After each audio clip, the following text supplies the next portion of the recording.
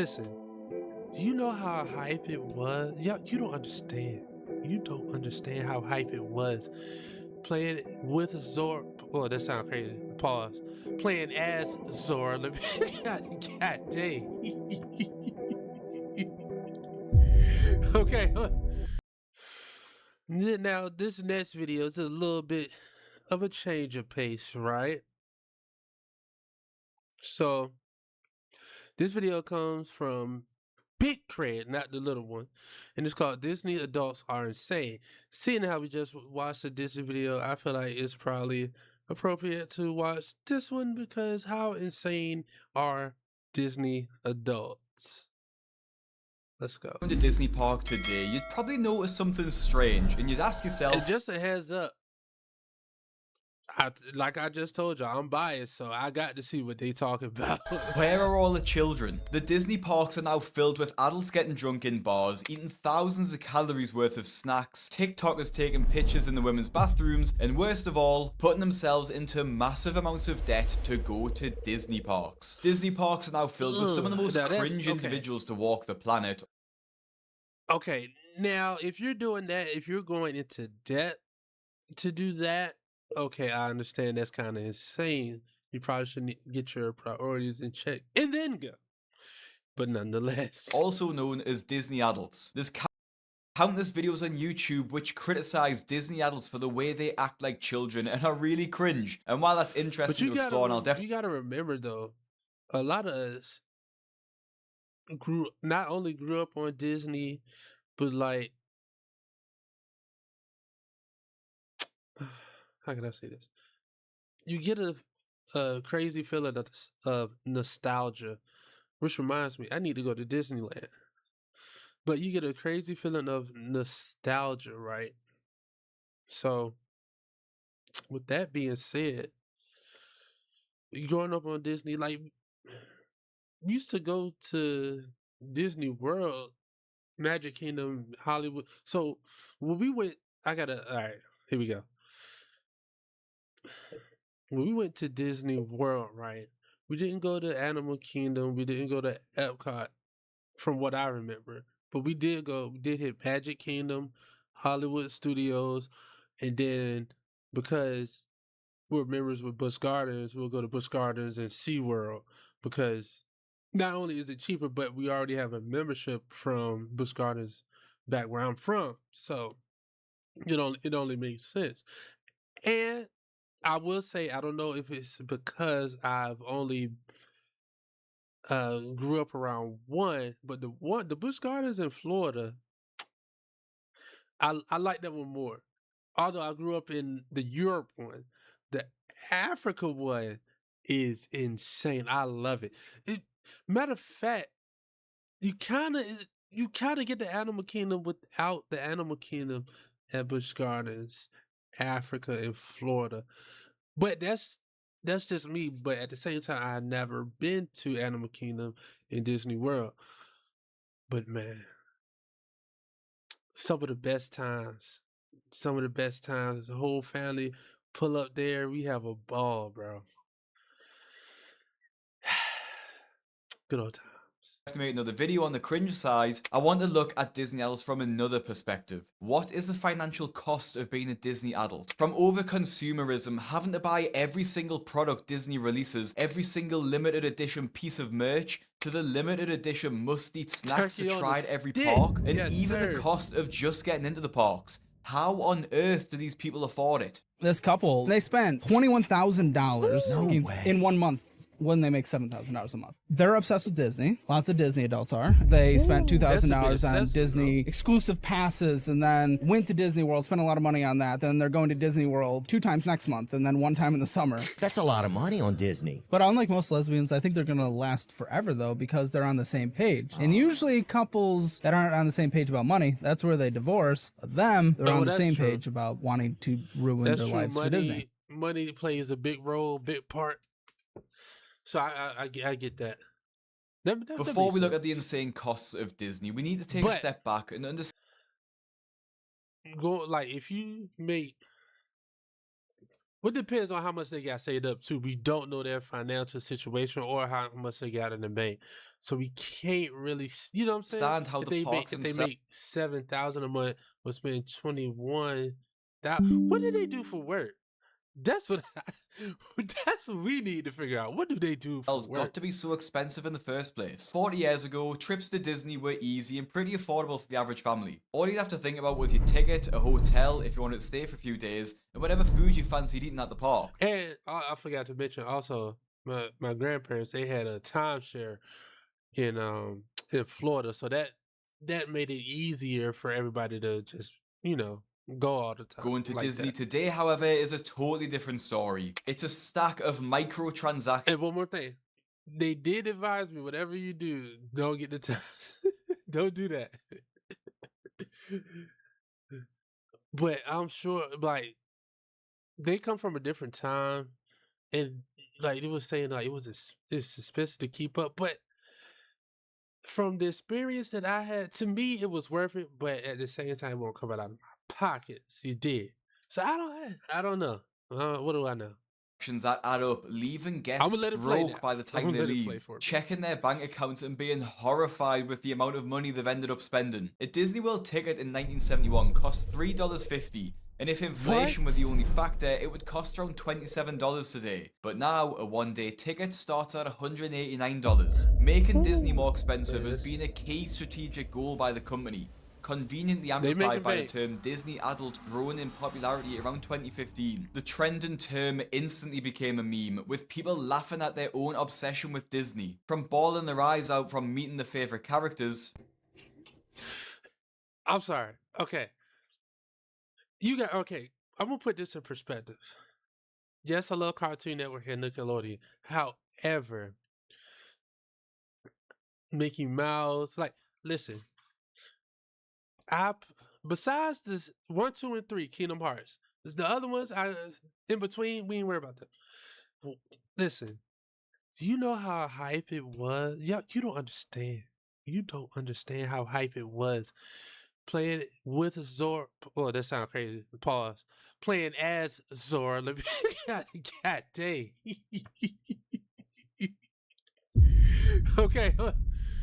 Playing as Sora, beating all your favorite characters like Simba, Pluto, Mickey, Donald, Goofy. You know what I'm saying? Like Hercules. Like I could go on and on and on. Fighting Hades, fighting Hydra. You know what I'm saying? Like those are some, and like I had my cousins, my brothers. Like we was all in the like. Man, listen, bro, you had to be there. And then we would, on top of that, we would go to Disney World. You had to be there, bro. You had to be there. Pooh, I've waited 30 years to meet you.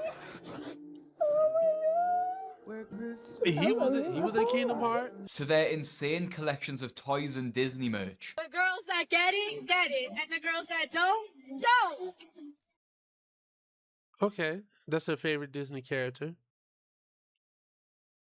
There was one very important thing that...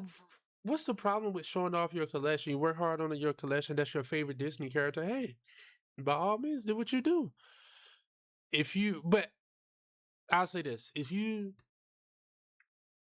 every adult has some kind of hobby, right? You do something. So I mean, what's the harm in that? As long as she, going into depth over it, like the title of this video. Not the title, but you get what I'm saying. Disney realized that these obsessive adult fans had that the kids do not, and that was money. As the parks expanded and people were willing to spend more, Disney piled on extra charges since 2016, and they didn't seem to be stopping. Dynamic pricing, paid parking, individual Lightning Lane, Fast Pass Plus, paid ride reservations, special event reservations, dining plans, photo pass, all while removing free services like the free Fast Pass and the free airport transport services. When you take a look at how these services increase the price so dramatically, it's actually pretty scary. Dynamic pricing works by increasing the price when there's more demand for a ticket. School holidays and peak times were at least double the price as usual. The Fast Pass Plus also uses dynamic pricing. So if the park is extremely busy and the rides are popular, the price for the Fast Pass Plus will be too. Dropping $500 for a Fast Pass is genuinely insane, and it's only for one day too. it actually costs more than the Jeez. ticket itself. But the sad thing is, because the parks are so busy, you pretty much have to buy the fast passes unless you only want to go on 3 or 4 rides and wait in I didn't queues for realize hours. From an English it was that perspective, this expensive, bro. concept is pretty insane. Like, yeah, we do have fast passes at UK theme parks, but you can get them for like £10 at parks like Thorpe Park and Alton Towers. And I get they might not be as busy as Disney World, but is it really worth the £500 difference? And I think it's worth mentioning that it's actually optional to have fast passes at theme parks. Several European parks outright refuse to use them because from a moral perspective,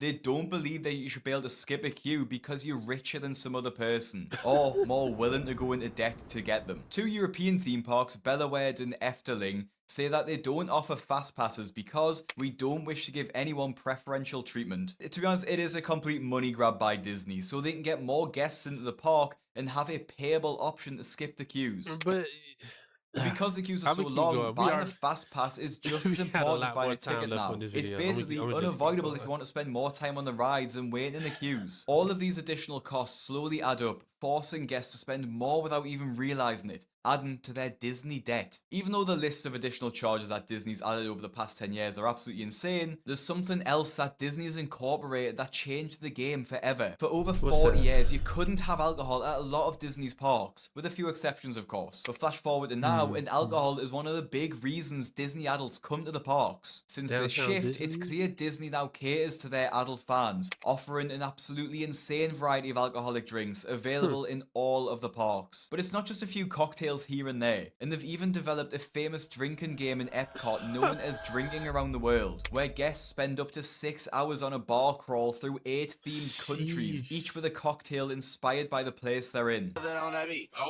can stop us now. I'll tell you how. We're gonna make it happen. Let's take a ride and spend the day in the countryside. The town's here to stay. We'll get away and have a perfect picnic. We interrupt this program to bring you our new sponsor. There we go. New sponsor. This brand is called Harshmallow, and let me tell you, this fits well. Look really spiffy. Most brands look the same, right? Same design, same energy, same boring drops. But let me tell you, this is for people who actually want their style to say something. You want people to say, "Dang, where'd you get that? Let me cop." Share the plug, you feel me? Let me show you something. This website's name is called Harshmallow.bigcartel.com. The brand Harshmallow. Let's take a look at some of the stuff that they got. This is what I got right here. This is my favorite piece so far. I'm gonna come back and get the other stuff, right? But check this out. This is what I got on. And look, it comes in different colors. Red, and you got the royal blue. They all fire, and they complement the colors so well. They go up to a 3X from a small, so keep that in mind. They got a lot of stuff. Personally, these might be my favorite. I might have to cop some of these two right here. I already got this. I might get the whole collection. I ain't even gonna cap. It don't even trip. You got stuff for the fellas and the ladies, right? So, you see what I had on. This one is more catered to the women. You could rock both for real. If you like that, you could rock both. But anyway, like look at this stuff, bro. Look at these designs. This is what's on the back. Only chaos survives. You feel me? So keep that in mind. Definitely get in line and visit the Harshmallow's website. Get your order in ASAP. 'Cause I'm telling you, they finna sell out. When they sell out, that's gonna be on you. Aside from the awful audio, you get the point here. Wow. Disney is catering more towards Disney adults, who have a lot more money to spend than the children. And as a quick side note, I really hope that tattoo was fake, because that is extremely embarrassing. But not only is this drinking game at Epcot great for getting people to spend over $200 on drinks alone if they complete the challenge, but selling alcoholic drinks is much more lucrative than sodas alone. A Coke or a juice for a child probably costs around $4, but a cocktail is closer to $20. The markup on these drinks is easy because the margins are so high. It definitely doesn't cost $20 to make a cocktail, but guests will happily pay for it because it's Disney themed. Serving alcohol also changes who comes to Disney and why. Instead of it for being for kids' birthdays or special occasions for kids, it's now a place for adult-only holidays and stag or hen do's, or bachelor parties, I think, to my American subscribers. There's even been entire Reddit threads talking about the alcohol consumption in Disney, with one person saying, it went from being a family-friendly experience to being a mob of drunk, dehydrated, aggressive...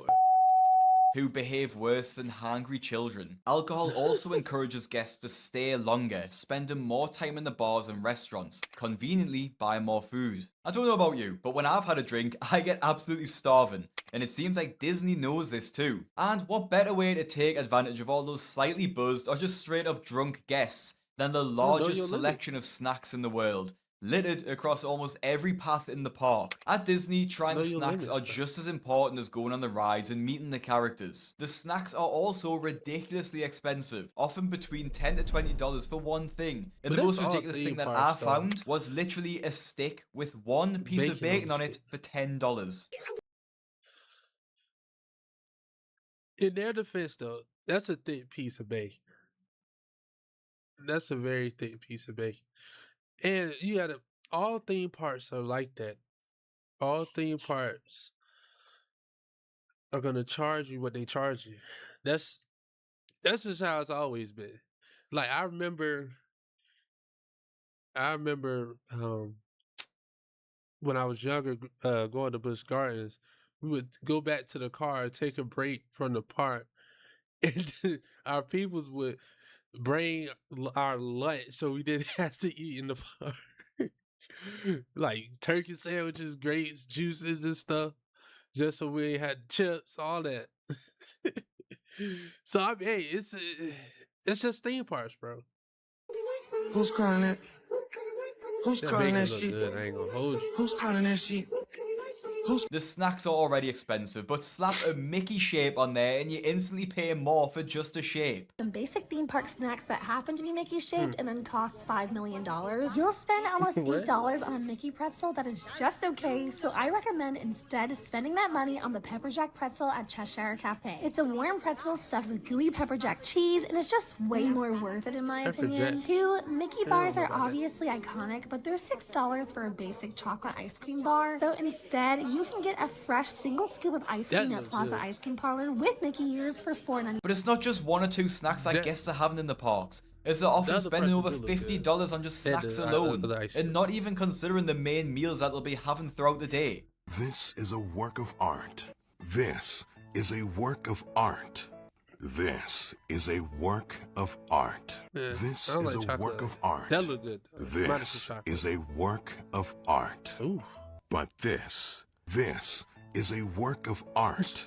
Couples going to the parks together will often be spending over $100 every day just on snacks. This is just simply too much to try. Disney creates FOMO over snacks, calling them must-try to create scarcity, and they often change seasonally. Once they're gone, and they don't come back. So if guests are there, they feel like they need to try it all there and then. They're obviously all themed too, so Disney adults need to try them because the food is from their favorite shows. Who cares if they can't afford it? They can just use the credit cards to buy them. As we're talking about Disney adults, it wouldn't feel right to not mention the plus-size park hoppers, and they're just as popular for their food recommendations as they are for their controversial "If I Fit, I Sit" videos, which I have covered before on the channel. Hey everyone, we're Plus Size Park Hoppers, and this is everything we ate in a day as plus size best friends at Disney's Magic Kingdom. We started our day by having lunch at the Plaza restaurant on Main Street. We find that the food tastes better than any of the quick service options available at Magic Kingdom, and it's pretty affordable too. Katie started off with the Plaza loaded fries, which can be made gluten-free. These come with melted cheddar, bacon, green onion, and spicy sour cream. Ashley and I both got the triple-decker turkey club sandwich. This sandwich is really good, and it's our go-to every time we go. We also thought that the portion was pretty big for the price. Katie got the Chipotle barbecue pork sandwich with a gluten-free bun. And for dessert, she had a strawberry milkshake. Later on that day, Katie got the Aurora cone, but without a cone to make it gluten-free from Storybook Treats. And Ashley and I split the candied bacon skewer from Westward Ho. This was the perfect combination of salty and sweet, and also who doesn't love a snack on a stick? Before we left the park, we were thirsty for ice cream, so Katie headed over to Aloha Isle and got the coconut pineapple Dole Whip. Then Ashley and I headed over to the Plaza Ice Cream Parlor. We each got the All-American Sundae, which is one of our favorite sweet treats in Magic Kingdom. If you're a fan of chocolate and peanut butter, then this is the ice cream for you. When we got back to Saratoga Springs, we headed to the Artist Palette for dinner. Ashley and I both got the shrimp with green beans and mashed potatoes, which was pretty good for a quick service dinner. Katie got the chicken and rice bowl, but we accidentally forgot to record it. And then we ended our night in the hot tub.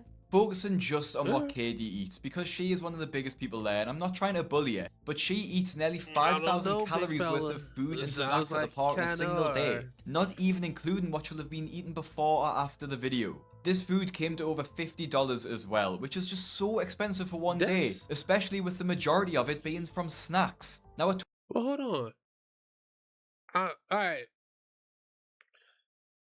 If they spent $50 on all of that, if she did, or whatever, that's a steal. At a theme park, that is a steal. Like, come on. That's a steal. Totally agree, when you're at Disney, you should eat whatever you want, because it's a treat and you probably won't go again for a few years. I mean, even I did a 10k calorie challenge and I won't be doing one again anytime soon. But the plus size park hoppers seem to be going to a park every week. This isn't cheap, nor is it healthy. Now, the plus size park hoppers do have a social media presence, so they might be able to afford this. But normal Disney adults are doing this too. They're going to Disney way more than they can afford and eating way more than they can afford to. They're so consumed by Disney that they totally let themselves go wild and have no boundaries when it comes to indulging and consuming whatever they want. Whether it's food, merchandise, or going to the parks multiple times a year. And for all of these reasons that I feel like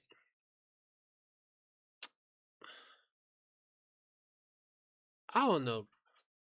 You're a part of something bigger than yourself. If you that's how you feel. It's difficult to explain if you didn't grow up on Disney. It's very difficult. It's kind of like if you know, you know.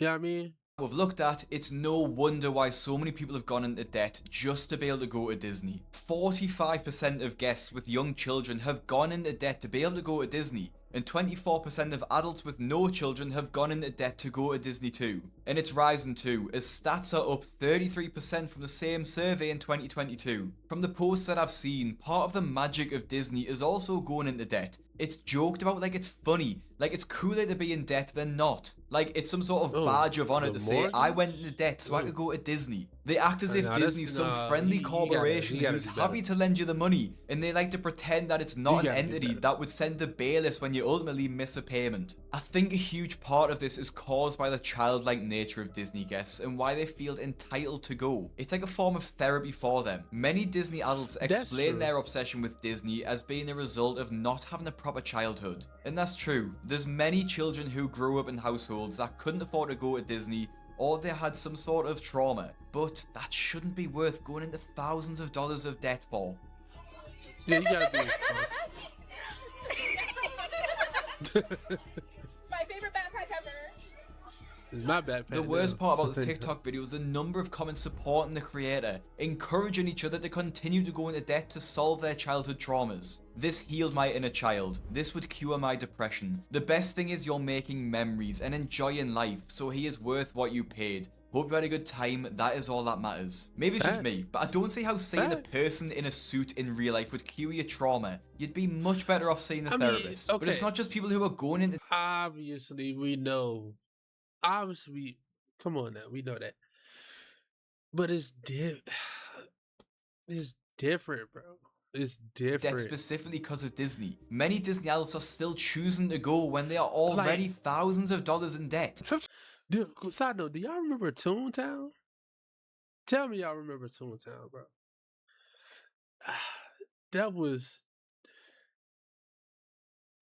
lit, bro. Let me shout out yourself if you was in Toontown back then, bro. That was coming up. So, please don't tell me trips are coming up. Well, I've been trying to plan a Disney cruise. That's insanely expensive. I know. That? How much is that going to cost? Well, how much is that going to cost? For the weeks that I needed to go. So it had to be specific because he can't get off work. He has shut down on 2 weeks a year. So the price for the week we needed to go was going to be $8,000 for the cruise. Oh my! That is a month of your income, lady. You said you want to control the money because you cannot trust them, so that you guys can pay off debt. For work? Listen. $8K a month. We need to know what you do for work. Like, for real. That's insane. What? so that you can get married. That is what you open this conversation with. F you, that is not the truth. That is both. That is both. That is both. That is both. I get wanting to go on expensive holidays, I really do. But the best thing you can do instead is to be financially stable first. If you absolutely need to get away, there are so many things you can do for cheap. At least from in the UK, I can go somewhere in Europe for less than £500. I know America's a bit different, but there are definitely cheaper places to go than Disney. And to put it into perspective, just how expensive Disney trips can get, this guy spent over 30 grand to take his entire family to Disney. We stayed here for a little over a week and it was about 30 grand. Did you use any debt to pay for that trip? No, we had savings that we had. Which resort? All sport. All inclusive was the way to go for us. I took 5 grandchildren and all their parents. I'm no Disney expert, but people in the comments of this video point out that the all-star spot making memories with the family is nothing wrong with that. You know what I'm saying? And you want to do something nice, I get it, bro. He probably retired or whatever. Hotel is actually the worst one. So it's not that they're getting the luxury experience from that 30 grand. If you've got the money to burn, sure, spend this much. But the fact that ordinary people with regular jobs are trying to be on the same level is just insane to me. It's no surprise people have to go into debt to afford this. On Caleb Hammer's financial audit, a Disney adult couple joined the show to talk about their insane debt and why they still choose to go to Disney despite this. You spent $1,000 on just being at Disney, on here. $1,000. Just on the Disney crap. I mean, for a day, for 1 day, $1,000 for a day. Guys, you make $7 a month net, and you blew through 1/7 of it in a day. Unacceptable. Missing our student loan payments, i.e., the money you borrowed, federally backed, subsidized from us, the taxpayers. You know, these ones right here, us. You're not paying it back. But you're going to Disney? Well, we're gonna pay it back when I get our next paycheck. Maybe we'll see that, or you can have a bonus trip to Disney because there's a hidden relative's birthday you didn't know about. Well, next month both trips we're going on, we're going with other people, so we've already committed to splitting the hotel with them. Yeah, call them and say, oh wait, I forgot that I'm literally a poor. These girls are so delusional that they think going to Disney is more important than getting out of debt, that they even add to it. Debt is no joke, and people like this tend to forget that. It can ruin your life. They can lose their houses, their cars, their entire livelihoods, and in this case, all to go to Disney. Even for people who try to just avoid going into debt just to visit the parks, Disney has created new schemes to entice them to. In this video, a woman shares her story of how she was essentially duped into a points-based scheme at Disney that ended up leaving her with significant debt. This is part 3 of how we got into massive debt, and this is one of my most embarrassing debts that we have. A few years ago, our family took a trip to Disney, and we impulsively purchased the Disney Vacation Club. And we did so by financing it. If you don't know what the Disney Vacation Club, or DVC, is, it's kind of like a timeshare for Disney World. Except instead of having one specific resort or specific weeks of the year that you get to use it, it's a point system. You buy a certain number of points, and then those points can get redeemed at any DVC resort any time of the year that they have availability. That means you can end up staying at Disney World properties, Disneyland properties, and they also have other DVC resorts like in Hawaii and in Europe, so it definitely provides like a lot of opportunity to travel. Now with that being said, this is a very bougie luxury purchase that we had no business making. There were some incentives when we purchased, so the total cost of financing was around $27,000. Now was this stupid? Yes, I know that. But I promise you our hearts were in a good place, but like our financial literacy was 0. Financing 27 grand worth of Disney is just absolutely insane to me. That could pay for a house deposit or even multiple cars. There's so many things that you could do with that money instead of buying a Disney holiday. And the worst part about all of this is that Disney adults 100% support each other. If they're all in debt together, there's no judgment. Disney is such an all-encompassing entity with so much to buy that many Disney adults can go into debt without even having to go to the parks. They spend thousands on limited edition merch, collectibles, and literally anything with Disney printed on it. This really is overconsumption at its finest. I can't help but stare at all those Mickey ears and wonder what else could have been bought instead. They're not cheap either, around $50 each. And I'm no Disney expert, I might be after this video, but I'm sure that the ears are bought to be worn in the parks. So does this create a plan on going to Disney over 100 times to wear each pair at a different time? I don't know. There are so many Disney adults who have an absolutely insane amount of merch too. I don't want to be too judgmental. That's all. I mean, the video about over. That's all I can muster. But more of the story is take care of your priorities. Take care of yourself first. And then play. Work, then play. But at the same time, we know life is more than just paying bills and, you know. But if the bills overweigh, don't get me started. If you have a good time, have a good time. Just make sure you take care of yourself and your business. There you go. Let me know what y'all think down below. And we gonna keep it pushing.